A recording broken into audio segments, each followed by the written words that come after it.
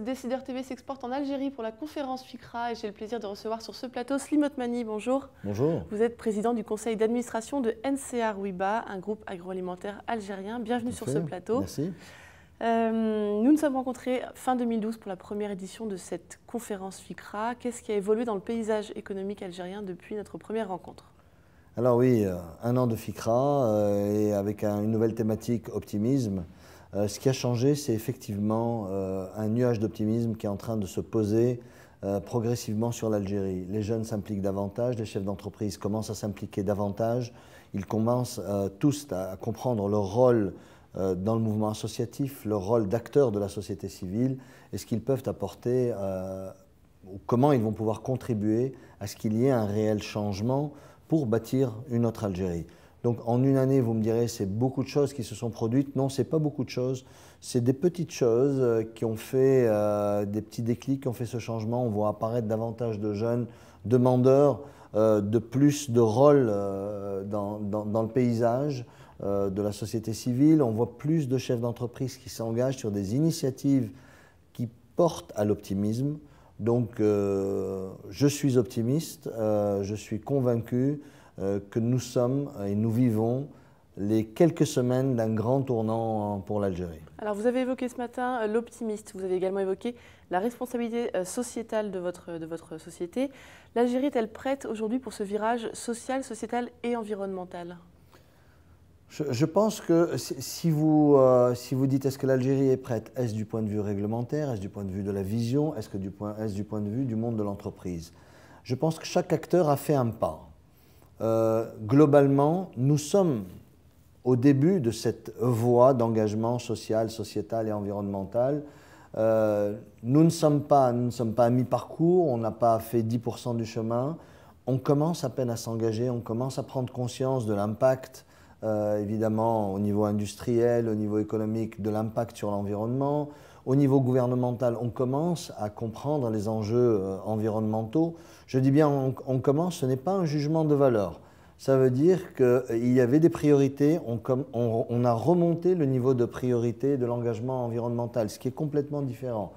Donc au niveau de la société aussi, le citoyen algérien, on commence à voir ça et là apparaître certains articles, des déclarations de citoyens ou la création d'associations ou d'organisations qui ont des préoccupations environnementales. Donc on y est. Responsabilité sociale, donc oui, là aussi, il y a de plus en plus d'acteurs. Tout le monde commence à réaliser qu'il faisait un tout petit peu de social et de sociétal, mais pas de façon structurée et organisée. Et qu'en structurant, en organisant, en fait, 1 plus 1 ne vont pas faire 2, 1 plus 1 feront 4. Donc on pourra unir nos efforts, on sait ce qu'on fait, on sait comment on le fait, et on pourra mieux le faire pour l'intérêt de la société algérienne. Alors dans cette optique, vous dites que le chemin est long, il va y avoir une première marche importante en avril 2014, puisque ce sont les élections présidentielles en Algérie. Qu'est-ce que l'on peut attendre de ce nouveau gouvernement dans cette optique, et dans l'optique de faire de l'économie algérienne une économie consciente de son environnement et de son peuple? Alors, de mon point de vue, au mois d'août, le Premier ministre a publié une circulaire à l'attention du gouvernement, donc à l'attention de tous les ministres qui préfigurent de ce que pourrait être le paysage socio-économique algérien au lendemain de l'élection présidentielle, même si la circulaire qu'il a émise prenait effet au lendemain de sa publication. Entre le moment de sa publication et aujourd'hui, on doit dire que certaines choses ont été menées, mais c'est très très peu par rapport à tout ce qui a été formulé. Donc nous fondons beaucoup d'espoir sur le contenu de cette circulaire, sur le changement de vision, changement de paradigme et aussi une décrispation réelle des pouvoirs publics vis-à-vis de la gestion de la devise.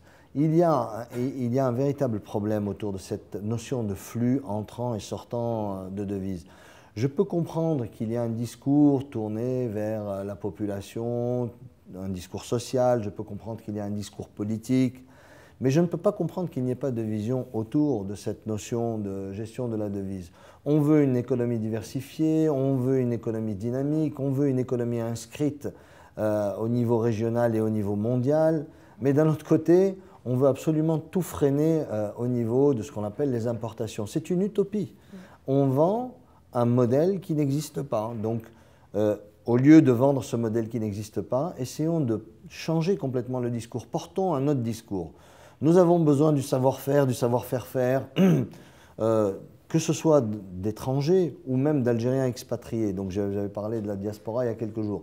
Donc, tout cela va contribuer à l'enrichissement de l'Algérie et à lui permettre justement de monter ce nouveau modèle de croissance et ce nouveau modèle économique auquel elle aspire. Justement, parlons de ces échanges bilatéraux, parlons de ces flux. Jean-Marc Ayrault, lors de sa visite en Algérie, a invité les acteurs de l'économie agroalimentaire dont vous faites partie à venir investir en France. Pour l'instant, c'est difficile. Et il a bien sûr aussi prôné les investissements étrangers vers votre pays.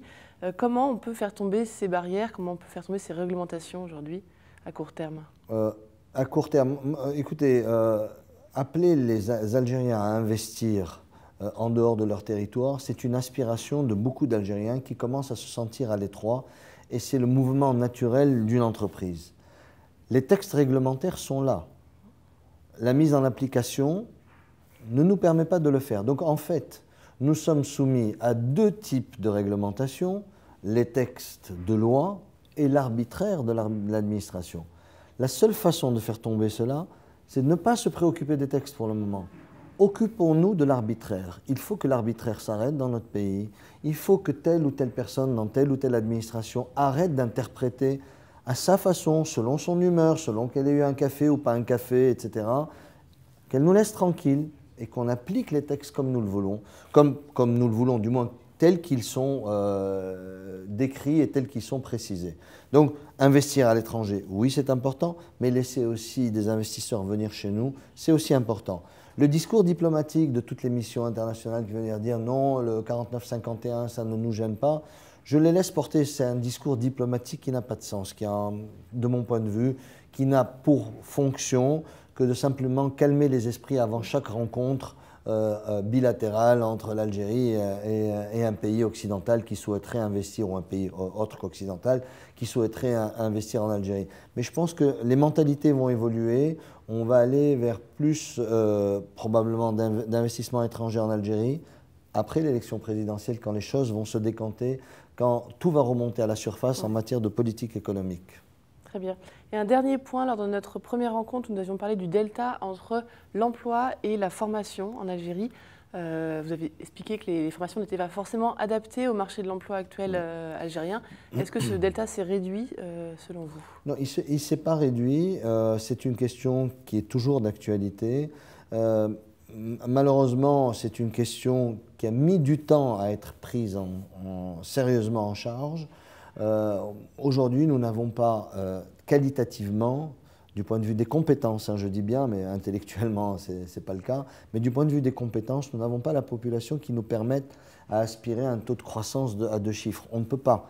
Avec ce que nous avons comme ingénieurs, leur qualification, leur profil, comme, je ne sais pas moi, cadre dans la finance, comme marketeur, etc., nous ne pouvons pas porter un projet d'économie de croissance à 2 chiffres.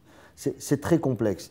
Donc il va nous falloir du sang, soit du sang neuf, donc des personnes qui vont venir, ça peut être des Algériens basés à l'étranger, ça peut être aussi des compétences auxquelles nous allons faire appel, qui vont venir, qui vont apporter ce savoir-faire et ce savoir-faire et qui vont le diffuser dans la sphère économique, et ceci va nous permettre réellement de sauter, de passer à un autre cran et de potentiellement porter une croissance autre que celle que nous avons, qui est une croissance, de mon point de vue, inacceptable pour un pays comme l'Algérie. Et donc nous pouvons compter sur l'optimisme du peuple algérien pour... Je compte sur l'optimisme du peuple algérien, je compte sur les changements qui s'opèrent, je compte aussi un tout petit peu sur la chance, même si je dis toujours que je ne crois pas en la chance, Dieu ne joue pas au dé, mais en fait la chance c'est quoi? C'est y croire. On y croit tous tellement que ça se réalise. Voilà. Merci Monsieur Othmani. De rien, merci.